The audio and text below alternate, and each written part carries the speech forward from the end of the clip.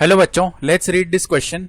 If the coefficients of x and x square in the expansion of 1 plus x raise to power p 1 minus x raise to power q p comma q is greater than और equal to 15 और -3 and -5 respectively, then the coefficient of x cube is equal to. तो यहाँ पे देखो हमें क्या बताना है, कोफिशिएंट ऑफ x क्यूब बताना है इनके एक्सपेंशन में. तो स्टार्ट कर लेते हैं हम की कॉन्सेप्ट से. की कॉन्सेप्ट देखो क्या हो जाएगा.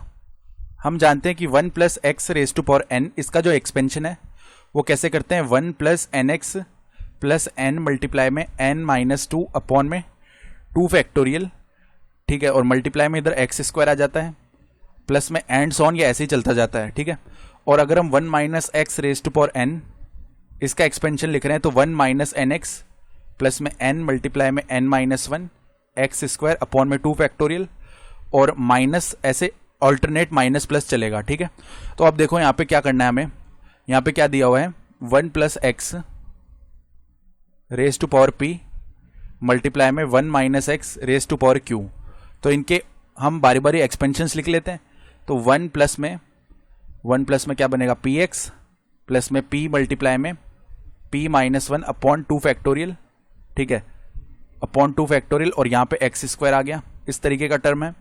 फिर आगे हम क्या करते हैं, यहाँ पे फर्दर चलो एक एक्स क्यूब का टर्म भी लिख लेते हैं आगे. तो p मल्टीप्लाई में p माइनस 1 मल्टीप्लाई में p माइनस 2 अपॉन में 3 फैक्टोरियल बनेगा, और इधर एक्स क्यूब आ गया.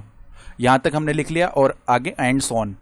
और मल्टीप्लाई में क्या बनेगा, देखो इधर मल्टीप्लाई में आगे लिख रहे हैं हम 1 माइनस में क्यू एक्स प्लस में क्यू मल्टीप्लाई में Q minus 1 upon 2 factorial multiply में एक्स स्क्वायर, और माइनस में क्या बनेगा, क्यू मल्टीप्लाई में क्यू माइनस 1 मल्टीप्लाई में क्यू माइनस 2 अपॉन में 3 फैक्टोरियल मल्टीप्लाई में एक्स क्यूब बनेगा, और आगे प्लस चलेगा, एंड सॉन ऐसे जा रहा है, ठीक है. तो अब इनको अगर हम अंदर मल्टीप्लाई करें तो देखो 1 plus x raise to power p ऐसा ही था ना, और मल्टीप्लाई में 1 minus x raise to power q. तो पहले तो क्या कर रहे हैं, इस 1 को इस पूरे ब्रैकेट से मल्टीप्लाई कर रहे हैं. तो ये एज इट इज टर्म आ जाएगा 1 minus q x and plus में q मल्टीप्लाई में q minus 1 upon 2 factorial x square, minus में q मल्टीप्लाई में q minus 1 q minus 2 upon में 3 फैक्टोरियल मल्टीप्लाई में x cube, plus and so on, ये ऐसे चलेगा, सही है. फिर यहाँ पे देखो px को अंदर मल्टीप्लाई किया इससे, तो प्लस में क्या आ जाएगा, प्लस में यहाँ पे px पहले तो एज इट इज आया. तो इसके बाद देखो px मल्टीप्लाई होगा माइनस के qx से, तो माइनस का क्या आ जाएगा, pq(x स्क्वायर) आ जाएगा, ठीक है. फिर उसके बाद ये जो px है ये मल्टीप्लाई होगा इस वाले टर्म से, जो x स्क्वायर वाला टर्म है. तो यहाँ पे क्या आएगा, प्लस का q माइनस 1, तो देखो प्लस का q माइनस 1 अपॉन में क्या आया, अपॉन में 2 फैक्टोरियल, ठीक है, अपॉन में 2 फैक्टोरियल बनेगा, और मल्टीप्लाई में एक्स क्यूब बन जाएगा, अपॉन में 2 फैक्टोरियल मल्टीप्लाई में एक्स क्यूब बन गया. उसके बाद देखो जब px आगे मल्टीप्लाई होगा, ठीक है, तो आगे वाले टर्म्स में क्या होगा, पावर्स हाई हो जाएंगी, एक्स क्यूब से ज्यादा पावर्स हो जाएंगी. तो हमें तो केवल एक्स क्यूब तक ही काम है, ठीक है. तो हम क्या करते हैं, जो आगे वाले टर्म्स है उसमें प्लस का एंड सॉन लगा लेते हैं, ठीक है. या फिर हम क्या करते हैं यहाँ पे, क्योंकि अब px किससे मल्टीप्लाई होगा, अब px हमारा इस टर्म से मल्टीप्लाई हो रहा होगा ना, ठीक है. तो यहाँ पे पावर 4 बनने वाली है x की, तो हम क्या करते हैं, माइनस एंड सॉन लगा देते हैं, ठीक है.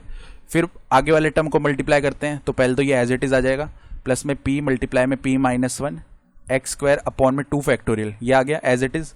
फिर जब ये टर्म मल्टीप्लाई होगा माइनस के qx से, तो माइनस का pqx माइनस का pq, और क्योंकि यहाँ पे देखो ऑलरेडी क्या है, x की पावर 1 है, ठीक है, तो माइनस का pq मल्टीप्लाई में p माइनस 1 अपॉन में 2 फैक्टोरियल, ठीक है, ये टर्म बना, और यहाँ पे x की पावर 3 हो जाएगी, तो x की पावर 3 हो गई.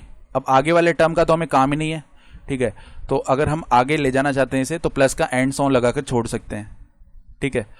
फिर जो आगे वाला टर्म है यानी ये वाला टर्म, तो इसको तो केवल 1 से ही मल्टीप्लाई करना है, और बाकी से करेंगे तो पावर ज़्यादा हो जाएगी. तो प्लस का p मल्टीप्लाई में p माइनस 1 मल्टीप्लाई में p माइनस 2 अपॉन में 3 फैक्टोरियल, और मल्टीप्लाई में क्या बचा हुआ है, एक्स क्यूब, और आगे वाले टर्म्स के लिए हम माइनस एंड सॉन कर देते हैं. तो अब अगर हम यहाँ से कोफिशिएंट ऑफ x लिखेंगे, कोफिशिएंट ऑफ x इन सब में से देखो, एक तो यहाँ पे x आ रहा है, तो कोफिशिएंट क्या है, माइनस क्यू, एक x यहाँ पे आ रहा है, कॉफिशिएंट क्या है प्लस का p, तो केवल यही हो जाएंगे x के कॉफिशिएंट, और ये क्वेश्चन के हिसाब से कितना दिया हुआ है, -3 दिया हुआ है, ठीक है, यानी p माइनस क्यू का वैल्यू -3 के इक्वल है, इसको इक्वेशन 1 बोल देते हैं। उसके बाद coefficient of x square, coefficient of x square, ये किसके इक्वल आएगा, देखो x स्क्वायर का टर्म एक तो ये रहा यहाँ पे, जो कि किसके इक्वल है, q -1 अपॉन 2 फैक्टोरियल 2 ही होता है, तो q मल्टीप्लाई में q -1 अपॉन में 2 आ जाएगा। फिर x स्क्वायर का टर्म ये रहा माइनस का pq, ठीक है। उसके बाद x स्क्वायर का टर्म ये रहा प्लस का p मल्टीप्लाई में p -1 अपॉन में 2 फैक्टोरियल 2 ही होता है, और क्वेश्चन के हिसाब से ये जो वैल्यू है -5 के इक्वल है, ठीक है। तो अब अगर हम इक्वेशन 1 से निकाल रहे हैं किसका वैल्यू, q का वैल्यू, तो q का वैल्यू आ जाएगा p+3। अब p+3 उठा के यहीं पे रख देते हैं, तो देखो p मल्टीप्लाई में p+3 -1 यानी कि p+2 अपॉन में हो जाएगा यहाँ पे 2, ठीक है। तो यहाँ पे देखो वैल्यू भी तो रख देते हैं, q की वैल्यू p+3 थी ना, तो p+3 फिर p+3 -1 यानी p+2 हो गया, और माइनस में देखो p यहाँ पे एज इट इज है, q का वैल्यू है p+3, ठीक है, और उसके बाद प्लस में यहाँ पे p मल्टीप्लाई में p -1 अपॉन में 2 एज इट इज है, ये किसके इक्वल है, -5 के इक्वल।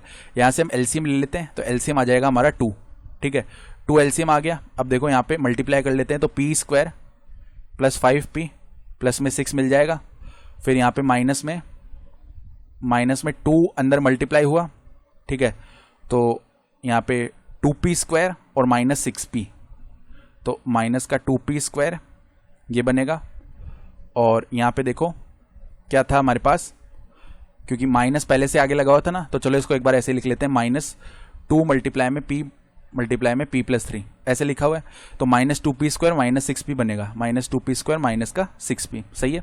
फिर आगे प्लस में p स्क्वायर -p, ये टर्म बन जाएगा हमारे पास, सही है, और ये किसके इक्वल है, -5 के इक्वल। तो देखो p square plus p square हो जाएगा 2p स्क्वायर, और माइनस का 2p स्क्वायर भी है इधर, तो ये सब्ट्रैक्ट हो गया आपस में। फिर 5p -p हो गया 4p, तो 4p, और यहाँ पे देखो आगे क्या है, आगे यहाँ पे माइनस का 6p भी तो था, ठीक है, तो 4p -6p यानी माइनस का 2p हो गया, प्लस में है 6, ये किसके इक्वल आएगा, -10, यानी -2p का जो वैल्यू है वो आ जाएगा -16, यानी p का जो वैल्यू है वो आ गया 8। तो एक बार p का वैल्यू 8 आ गया, तो q का वैल्यू क्या हो जाएगा, q = 8 + 3 यानी कि 11।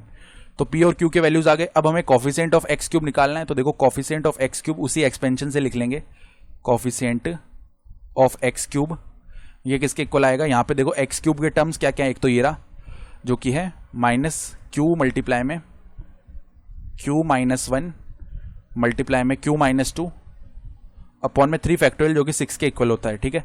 फिर देखो x क्यूब एक यहाँ से मिलने वाला है, प्लस का पी क्यू मल्टीप्लाई में q -1 अपॉन में 2 फैक्टोरियल यानी 2 के इक्वल है ये, ठीक है।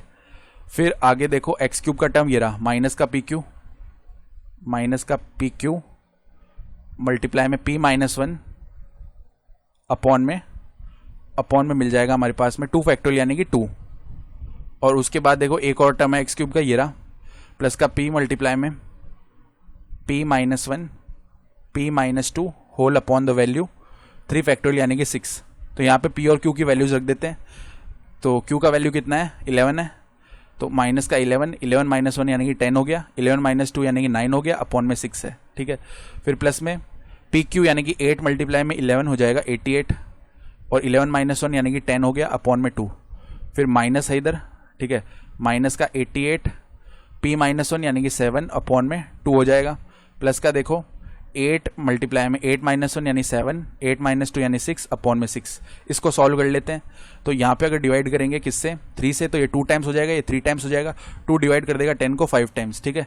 तो यहाँ पे देखो कुल मिला के माइनस का 55 मल्टीप्लाई होगा 3 से, ठीक है, तो ये आ जाएगा माइनस का 165 इधर से, सही है। फिर प्लस में इधर क्या होगा, यहाँ पे 44 मल्टीप्लाई हो जाएगा 10 से, तो 440 हो गया, माइनस का 44 जब 7 से मल्टीप्लाई करेंगे तो यहाँ पे जो वैल्यू है वो हमारे पास में कितनी आने वाली है, 308, ठीक है, तो माइनस का 308 आ गया। फिर प्लस में 6 से डिवाइड हो गया, और इधर क्या आएगा 56, ठीक है। तो अब देखो क्या होगा, यहाँ पे माइनस वालों को ऐड करते हैं, तो इज इक्वल टू देखो 165 और 308, इनको अगर हमने ऐड कर दिया तो यहाँ पे 3 आ जाएगा, यहाँ पे 7 आ जाएगा, यहाँ पे 4 आ जाएगा, यानी माइनस का तो 473 है, माइनस 473 हो गया। और प्लस प्लस के ऐड किए हमने, तो 440 और 56, इनको ऐड करने पे हमारे पास में क्या वैल्यू आएगा 496। तो कुल मिला के 496 माइनस 473 है, तो ये जो वैल्यू है वो हमारे पास में कितनी आएगी 23। तो ये जो रिक्वायर्ड आंसर है हमारा कितना आ जाएगा 23, ठीक है। तो 23 हमारा फाइनल आंसर हो जाएगा इस क्वेश्चन के लिए। तो ऑप्शन ए जो है यहाँ से सही हो रहा है। I hope you understood this explanation. Best of luck.